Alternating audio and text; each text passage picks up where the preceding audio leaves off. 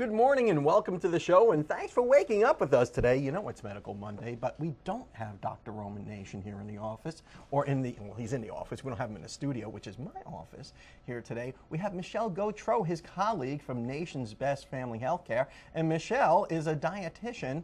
And Michelle, welcome to the show. Thank you. Good to be here. You're going to tell us how we can enjoy some holiday treats, perhaps, without really falling off the diet wagon? I am. It's important to know that you can still have your favorites and just put a twist on them to make them healthier. Okay, so let's twist up some favorites here.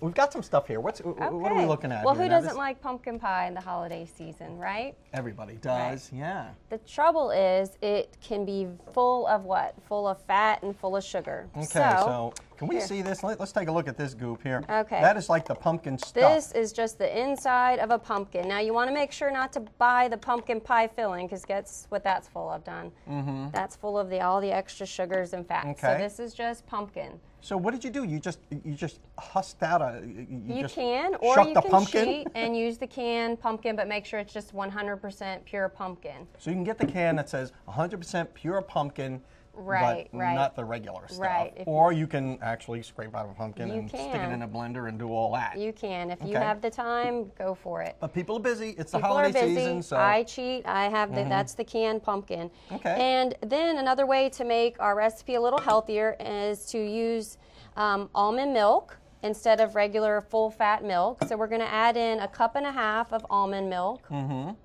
I love almond milk, by the way, and it comes in all different flavors. You can even get chocolate almond milk. You can get vanilla almond milk, but you're using the unsweetened, is that right? I'm using the unsweetened original almond milk. Mm-hmm. And I got to tell you, it's so much healthier, too. You don't get all that fat and all that It stuff. is, and you get good protein from it, and that's what we want to get from our milk. Another way we get protein is from eggs. So this is egg beaters, which simply is just egg whites with a little bit of coloring to make it look like eggs. So it's liquid egg substitute. It is. And so we don't have all the fat and cholesterol that we get from a whole egg. We just have the white.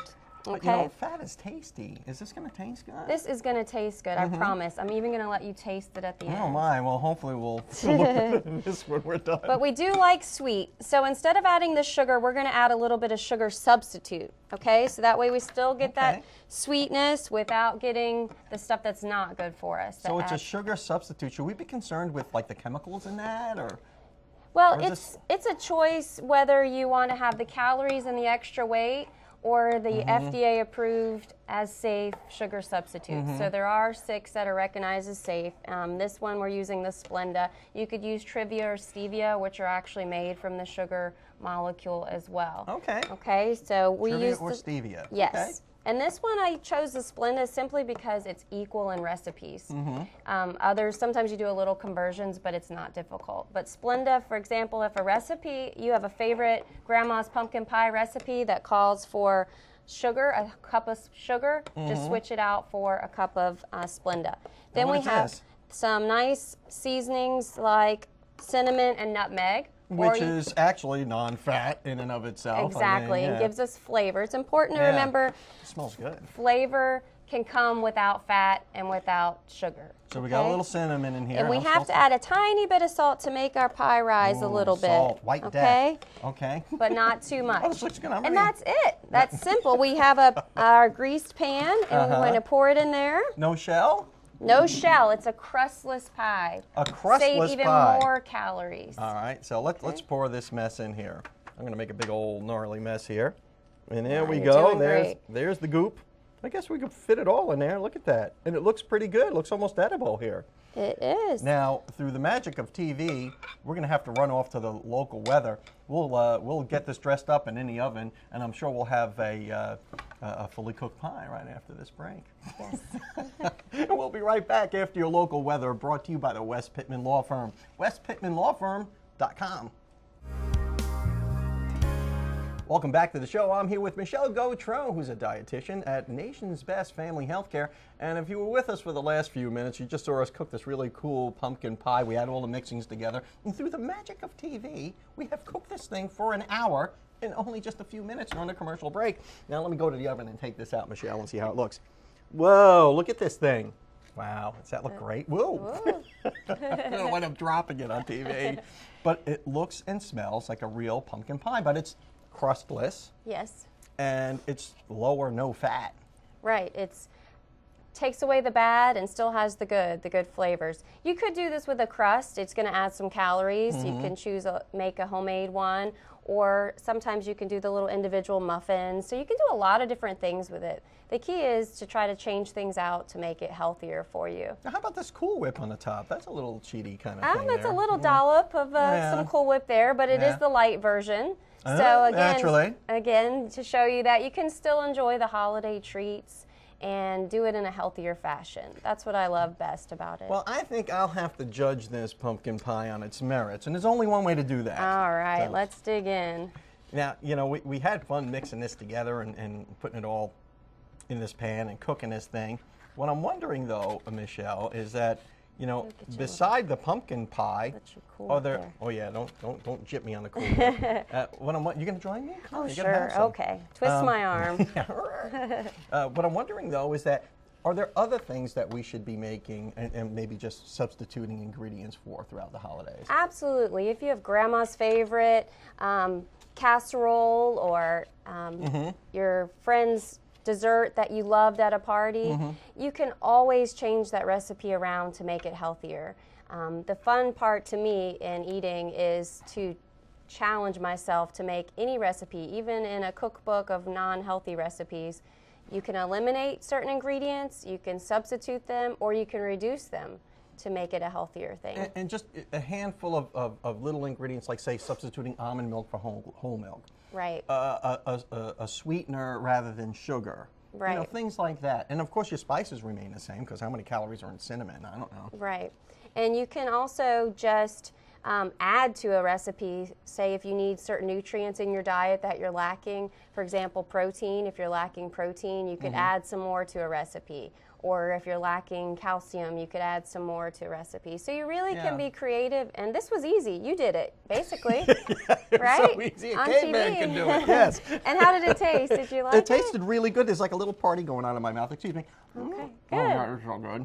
And what Yeah. people don't understand, you know the difference? This pie is about 85 calories per slice Excuse me just a minute. Let me know if you hear me chewing over here, Jeff. Okay. versus a lot to original chew. pumpkin pie This is good for people with no teeth.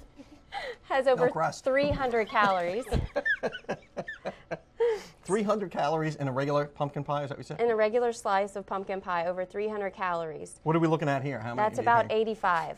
Wow. So a big savings, and that's what it's all about at the end of the day, is the total calorie intake. So I could eat 3 or 4 slices then. And Well, break that even. comes into portion control also. That's a whole other show. That's another story. That's right. Is portion control is really important. But you can have your favorites in small amounts through And the not- holiday season. And not just in the holiday season. I mean, if you incorporate these tactics of substituting, you know, different ingredients or lower calorie and lower fat ingredients, you can do this throughout the year. Yes, and that's what I love teaching my patients the most is enjoy what you eat. Don't try to eat special things or try to keep yourself from eating things. Learn how to incorporate in your diet throughout the year so that you can have the healthy lifestyle overall. Yeah, and you eat this way every day, don't you, Michelle? I do, and my family does How as about well. your kids? Do your kids hate you Oh, no. for what you feed them? No, I mean, they shouldn't. This is delicious. I mean, really. Except for the whole crust thing. It's a pumpkin pie without a crust. It's a little odd. It's to a me. little different, yes. But Well, like you I get said, used you to could it. do it with a crust. You could choose a low-fat crust, or you could make one with graham cracker yourself, again, and have fun with the recipe to make it healthier. Yeah, I guess you could make your own crust and substitute some ingredients in that too. Exactly. Yeah. So Michelle, on your daily diet, what does it look like? I mean, are you eating like substitute eggs for breakfast, or? I usually eat some egg whites in the morning to make sure I get my protein, along with some type of fruit in the morning as well. Sometimes I just have a Greek yogurt, some almonds, that type of thing in the morning. I think my diet's a little off because coffee is not food. Is Well, coffee is a very important part of my morning as well. that right? So my whole morning, because the name of the show, of course, is Waking Up with Don, and we have the constant coffee cup on the seat here just to keep me going. Michelle, thank you so much for coming on the show and getting us smart on all this stuff. Thank you. Well, You know, if we want to learn more about it or we want to get in touch with you, what do we do? Just give us a call at Nations Healthcare, 481-1101. And just ask for Michelle, the dietitian. That's right. Well, thanks so much, and we'll be right back after these messages.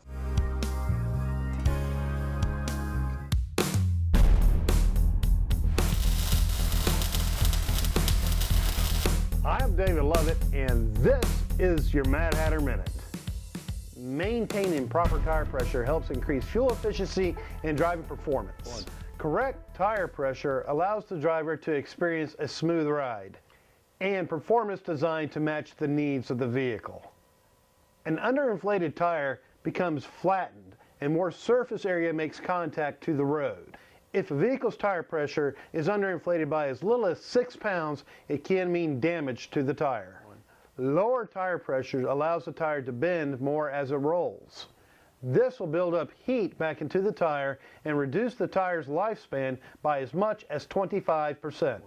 You will also experience a significant decrease in your steering with lower tire pressure. Look on the sidewall of your tire. It should have the maximum tire pressure that the tire can hold. You can inflate your tires up to that maximum amount of pressure, but don't go over. Overinflation of your tire can have just as serious consequences as underinflation. An overinflated tire creates too much air back inside the tire. Going over potholes and bumps in the road makes it an extremely rough ride. Additionally, overinflated tires will create premature tire wear. The correct amount of tire pressure can be easily checked with the tire gauge. To ensure your vehicle is running as smooth as it can, make sure the tire pressure is set to the maximum PSI. I'm David Lovett, and that has been your Mad Hatter Minute. Hey folks, this is Joshua Brown with Mad Hatter on 23rd Street. Is your check engine light on? If it is, text MADHAT28, that's MADHAT28, to 24247, and we'll check it for free. Welcome back to the show. I'm here with Dr. Aaron Shores from Spine and Neuro Pain Specialists. And Dr. Shores, thank you so much for coming back on the show. Thank you. And Merry Christmas. Merry Christmas to you. You know, we've got the holiday season here. We just got through Thanksgiving. Now we've got Christmas, and then we've got New Year's. And, you know, everybody's regular rhythm's a little disturbed now because of the holiday season, all the shopping and preparations that go into all this. Do your patients or people with chronic pain need to do anything special over the holiday season to ensure that they're pain-free?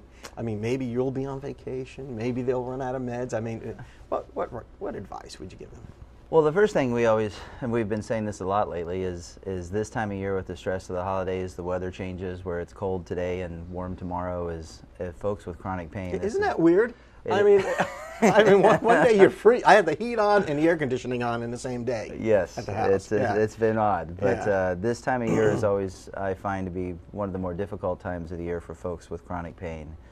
Not only because of the stress of the holidays and people are sometimes out a little more active shopping and spending time with relatives. And stress is a main contributor to pain. It is. It absolutely is. And I also, while I don't know that there's a lot of science to prove this, I just personally believe that the weather changes coupled with stress and increased activity do tend to lead to pain flares and exacerbations.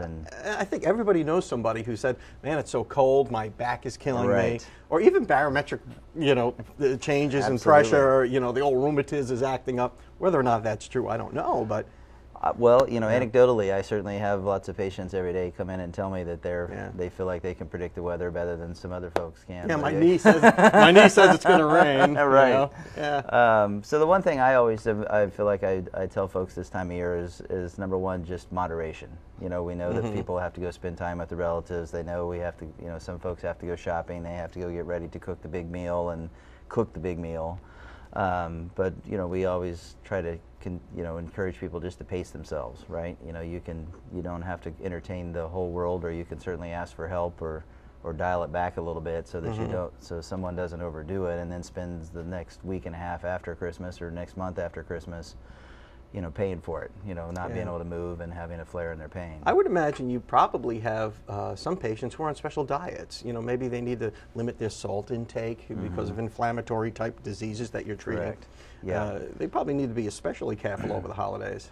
Yeah, certainly folks that have different dietary restrictions certainly have to be careful, because it's a tough time of year where folks are usually exchanging junk food, all the stuff that probably most of us either would like to eat or do like to eat. It's just like everything in life, it seems like if it tastes good, it's not good for you. But I know. God's cruel joke. You know, it really is true. You know, if it tastes great, it's probably no good for you. Right. You know? But I think patients certainly have to, you know, moderation, I think, is really what we try to stress at our office is you know, we know you're going to get out there and be active, and we want people to have a quality of life and get out there and restore function. But just like other times of the year, we always try to stress moderation, so that, you know, if you have to go Christmas shopping, don't plan a 16-hour day on, you know, December 23rd or 24th. That's the way I do it. You know, that's wrong. Well, yeah. So I Christmas shop. If you're able to do it without suffering for it after physically anyway, I think that's okay. But just we try to teach, you know, moderation, and then of course, you know, we are spending extra time this time of year.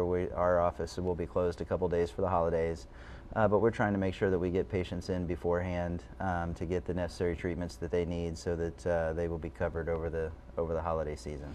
You know, one of those special treatments that you do is this a platelet-rich plasma. Am I saying that right? Yes, yeah. And how does all that work? Are you doing something special for the holidays? Well, platelet-rich plasma, or PRP, is something that where we would draw the patient's own blood out, and we spin it down and isolate the plasma portion of the blood, which is the portion of the blood that has lots of healing factors.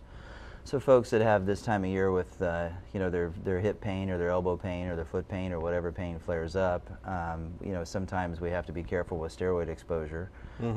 So this is another option that we can provide people this time of year, and we've been trying to get people the care they need this year. We've been, you know, discounting that basically at almost cost, just to try to help folks, because it does work so well to get folks through the holiday season. Because many folks throughout the year have had chronic pain treatments and have to be careful with this amount of steroid they have. So this is a way to give folks some relief in a holistic manner that uses their own blood and can give them some relief. Well, Dr. Aaron Shores, we're so out of time, it's not funny, but it's always a fascinating conversation when we have you on the show. And thanks so much, and have a Merry Christmas. Thank you. You too. All right. And we'll be right back after these messages. Welcome back to the show. I'm here with Thomas Winterman, who is the author of The Thrive Life, and he's going to give us our Thrive thought for this Christmas week. Welcome back to the show, Thomas. Thank you. What should we be thinking about this Christmas week? One of the things that people always worry about during the holidays is the food. You know, they say that, you know, you throw caution to the wind, whatever, you know, I'll get started New Year's. Yeah. But one last binge. that's right. That's Yeah. right. But one tip for surviving food-wise and really not overdoing it is to try not to completely cut yourself off from the foods you love.